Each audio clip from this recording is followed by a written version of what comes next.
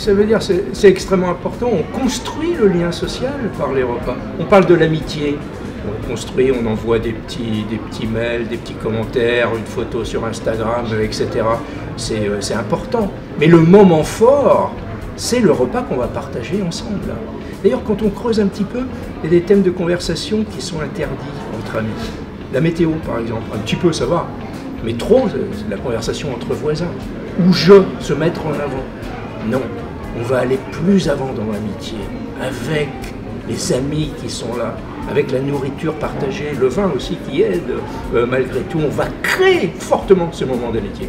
Et dans la famille, c'est pareil. Dans la famille, c'est pareil.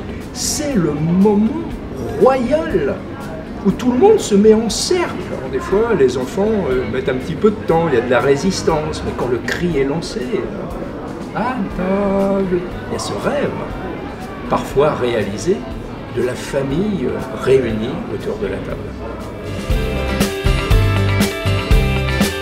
Oui, parce que la liberté individuelle, elle est au cœur de notre société aujourd'hui. C'est contradictoire avec être ensemble.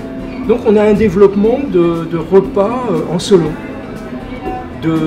Par exemple, le petit déjeuner aujourd'hui. 60% des petits déjeuners sont pris en solo. Parfois, il y a le parent qui est pas loin, qui circule dans la cuisine, et puis il y a l'ado qui se protège derrière le rempart des boîtes de céréales. Donc on a un développement des temps à soi, des moments à soi, et les repas en font partie.